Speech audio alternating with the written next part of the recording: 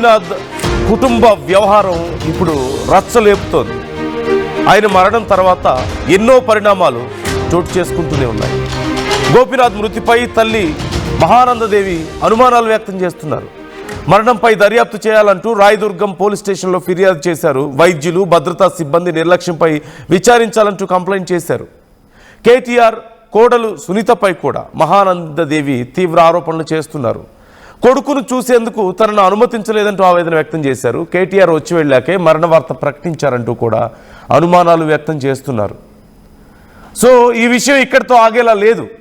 మొదటి భార్య తెర మీదకి రావడం, మొదటి భార్య కొడుకు తెర మీదకి రావడం ఇక్కడితో ఆగేలా లేదు వ్యవహారం.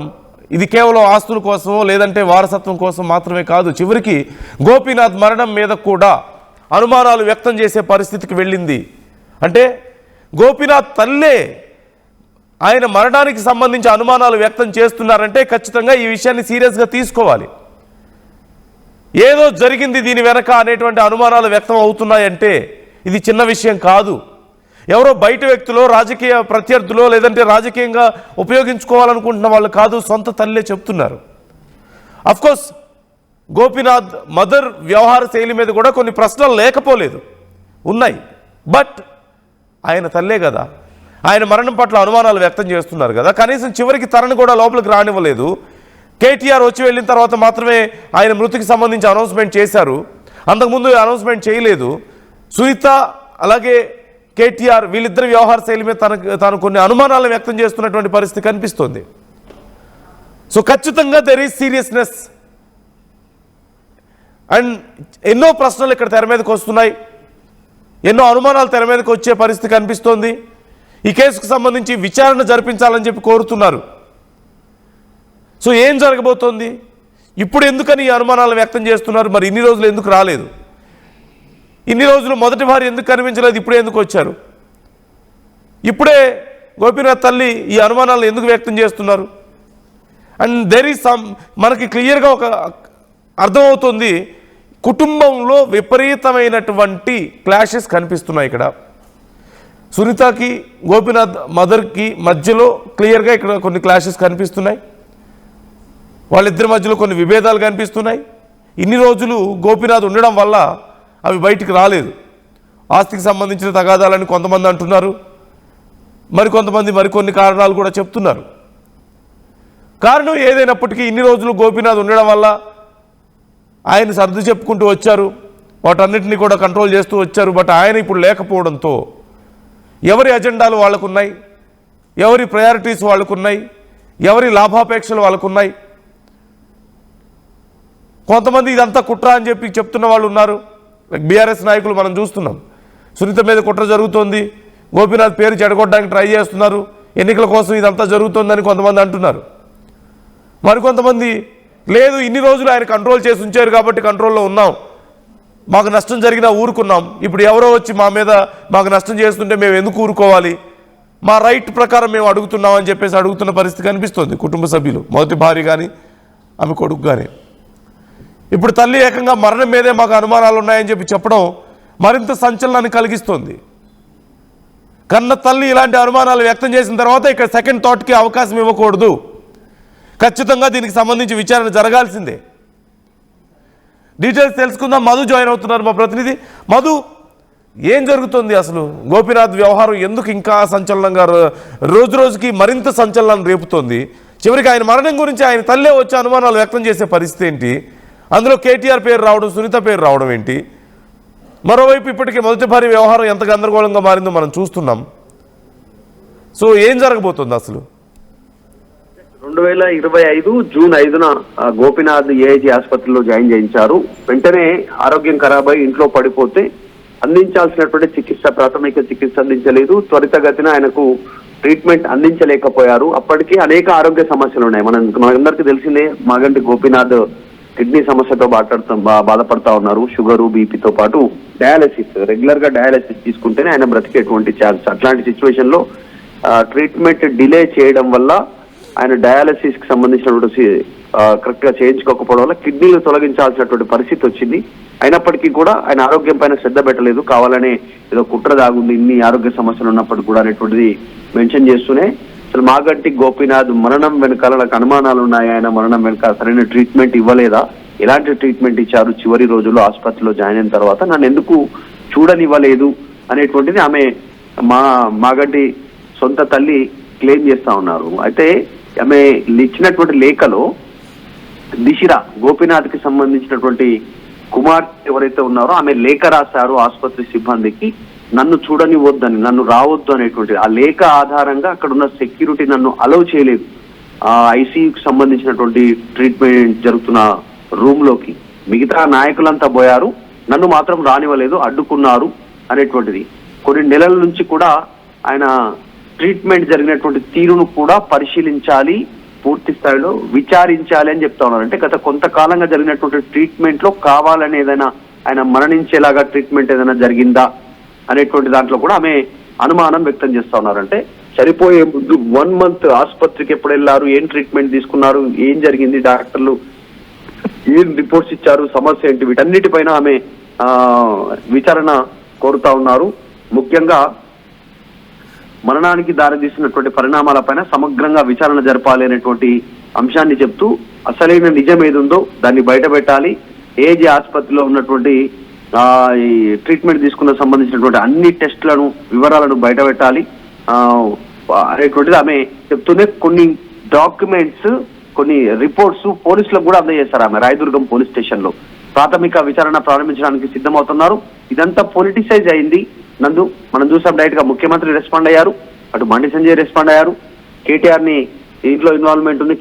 కేటీఆర్ విదేశాల్లో ఉంటే కేటీఆర్ వచ్చేంత వరకు ఆయనకు ఐసీలో ఉంచి అన్ని ఆస్తుల పంపకాలకు సంబంధించినటువంటి క్లారిటీ వచ్చిన తర్వాత అప్పుడు అనౌన్స్మెంట్ చేశారు, ఆయన మరణించారు అనేటువంటిది పొలిటికల్ సర్కిల్ నుంచి పెద్ద ఎత్తున ఆరోపణలు వస్తున్నాయి. బండి సంజయ్ కేంద్ర మంత్రి కానీ డైరెక్ట్ గా ముఖ్యమంత్రి రేవంత్ రెడ్డి కూడా బాండ్ పేపర్ల పైన, వైట్ పేపర్ల పైన తంబుస్ తీసుకున్నారు, ప్రింట్, ఫింగర్ ప్రింట్స్, మొత్తం ఆస్తుల వివరాలు ఇక్కడ నుంచి ఇక్కడ, అక్కడ నుంచి ఇక్కడ షిఫ్ట్ అయ్యాయి ఒకరి పేరు నుంచి ఒకరికి. వాటన్నిటిపైన దర్యాప్తు చేయమని కోరితే, కంప్లైంట్ ఇస్తే మేము ప్రభుత్వం తన పని తాను చేసుకోబోతుంది అనేటువంటి స్టేట్మెంట్ ముఖ్యమంత్రి మీడియా సమావేశంలో చెప్పారు. సో వీటన్నిటి నేపథ్యంలో డైరెక్ట్ గా మాగంటి గోపీనాథ్ సొంత తల్లి మహానంద కుమారి డైరెక్ట్ గా వెళ్ళి కంప్లైంట్ చేయడం నిన్న పెద్ద చర్చనీయాంశం అవుతా ఉంది. ఏం జరుగుతుంది అనేటువంటిది ఈ రోజు వీటన్నిటి వెనక రాజకీయ పరమైనటువంటి గేమ్ నడుస్తుంది అనేది బీఆర్ఎస్ చెప్తున్న మాట.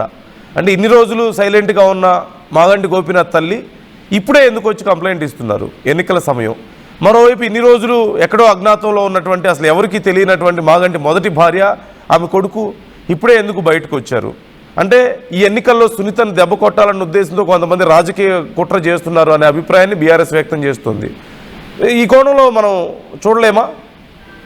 ఎగ్జాక్ట్లీ 100% ఉండొచ్చు రాజకీయాలు అనేటువంటి. అందుకే ఇది పొలిటిసైజ్ అయింది ఇష్యూ అనేటువంటిది మనం మొదట్లోనే దీన్ని కోట్ చేసే ప్రయత్నం చేశాం. ఇది కుటుంబ సమస్య కాస్త ఇప్పుడు ఉప ఎన్నిక సమస్యగా మారిపోయినటువంటి పరిస్థితి. రాజకీయ పార్టీలు దీన్ని అనుకూలంగా, ఎవరికి వాళ్ళు అనుకూలంగా స్టేట్మెంట్ చేసే సిచ్యువేషన్ ఏర్పడింది. దానికి రీజన్ ఏంటంటే సొంత తల్లే మొదటి భార్య వైపు నిలబడడం, మొదటి కొడుకు వైపు నిలబడడం. మహానంద కుమారి మాగంటి గోపీనాథ్ సొంత తల్లే. బయట వాళ్ళు, చుట్టాలో, ఫ్రెండ్సో, పక్క వాళ్ళు ఎవరు మాట్లాడితే పెద్దగా ప్రయారిటీ ఉండదు, ఆ శాంటిటీ ఉండదు. కానీ సొంత తల్లే నిలబడతా ఉంది. మాగంటి సునీతను ఆమె తప్పుపడతా ఉన్నారు. నన్ను చూడనివ్వలేదు అనేటువంటిది మనవలు, మనవరాలను కూడా సెకండ్ భార్యకు సంబంధించిన మనవలు, మనవరాలను కూడా ఆమె ఆరోపిస్తా ఉన్నారు.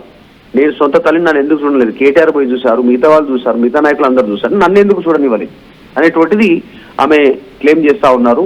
లేఖ రాశారా, లేఖ ఆధారంగా నన్ను రానిద్దన్నారు సెక్యూరిటీ. దర్యాప్తు జరగాల్సిందే, నిజానిజాలు బయటికి రావాల్సిందే. 1 month క్రితం జరిగిన ట్రీట్మెంట్ వివరాలు, లాస్ట్ మూమెంట్ లో అసలు ట్రీట్మెంట్ ఏం జరిగింది ఐసీలో, వీటన్నిటిని బయటకు తీయాల్సిందే అనేటువంటిది క్లెయిమ్ చేస్తున్నారు. అంటే ఆసుపత్రిలో ఏం జరిగింది అనేటువంటిది ఆమె చాలా ప్రధానంగా ఈమె క్వశ్చన్ చేస్తా ఉన్నారు. నన్ను ఎందుకు రానివ్వలేదు, ఆ 2-3-4 రోజుల్లో ఏం జరిగింది, మాగంటి ఆసుపత్రిలో ఉన్నప్పుడు నిజంగానే చనిపోయిన తర్వాత లేట్ ప్రకటించారా, లేకుంటే ఐసీలో ఉంచి ఇంకేదైనా జరిగిందా ఆమె అనుమానం అయితే వ్యక్తం చేస్తా ఉన్నారు. డౌట్ క్లియర్ చేయాల్సినటువంటి అవసరం ఉంది. డైరెక్ట్ గా ముఖ్యమంత్రి రెస్పాండ్ అయ్యారు కాబట్టి సో కేసులో కదలిక వచ్చేటువంటి అవకాశం కనిపిస్తాం. మరి సరే, ఒకవేళ నిజంగా జరుగుతున్న పరిణామాలు రాజకీయ కుట్రనా, లేదంటే అనుకోకుండా ఈ సమయంలోనే ఇవన్నీ అలా జరుగుతున్నాయా అనేది పక్కన పెడితే, మరి మొదటి భార్య రావడం కానీ, ఆ కంప్లైంట్ కానీ, వారసత్వం కోసం ఆమె కొడుకు ప్రయత్నాలు చేయడం కానీ, ఇవన్నీ కూడా ఇప్పుడున్నటువంటి పరిస్థితుల్లో ఇంపాక్ట్ ఎంత ఇప్పుడు తల్లి కంప్లైంట్ ఇవ్వడం కానీ వీటన్నిటి ఇంపాక్ట్ నిజంగా పొలిటికల్గా ఎంత ఉంది? ముఖ్యంగా ఒకవేళ కనుక గోపీనాథ్ భారీగా తాను ఇప్పుడు ఎన్నికల అఫిడవిట్లో మెన్షన్ చేసి ఉంటారు కాబట్టి మొదటి పెళ్లికి సంబంధించి అక్కడ డివోర్స్ అవ్వలేదు ఇదంతా నడుస్తుంది కాబట్టి మరి అది వ్యాలిడా కాదా అనే చర్చ కూడా నడుస్తుంది. గోపీనాథ్ భారీగా అక్కడ మెన్షన్ చేసి ఉండడం అనేది వ్యాలిడా కాదా అనేది కూడా చర్చ నడుస్తుంది. వీటి ఇంపాక్ట్ ఏదైనా ఎన్నికల మీద ఉండే అవకాశం ఉందా? 100%. ఎందుకంటే అంటే రెండు రకాలుగాను, ఒకటి ప్రజల దృష్ట్యా మరి ఓటర్ల మీద ప్రభావం కానీ, రెండవది సిస్టంలో చూసినట్లయితే అంటే as per norms EC rules ప్రకారం చూసిన ఈ రెండు కోణాల్లో ఎలా చెప్పుకోవచ్చు మనం? ఆమె మదరు ప్రజెంట్ ఆమె వయసు వచ్చేసి దాదాపు 92 ఇయర్స్. ఆమె అంటే 92 సంవత్సరాలు ఆరోగ్యంగానే ఉన్నారు, చాలా యాక్టివ్ గానే ఉన్నారు, అంత అవగాహనతోటే మాట్లాడుతున్నారు.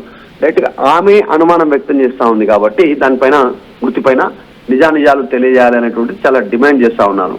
కనీసం నన్ను చూడడానికి అనుమతించలేదు అనేటువంటిది ఆమె ఫిర్యాదులో పేర్కొన్నారు. సాధారణంగా నందు కుటుంబ సభ్యులు ఎవరైనా వెళ్ళి చూస్తారు, ఐసీలో ఉన్న ఎక్కడ ట్రీట్మెంట్ తీసుకుంటున్నా, తల్లి, తండ్రి, భార్య, పిల్లలు వీళ్ళందరూ.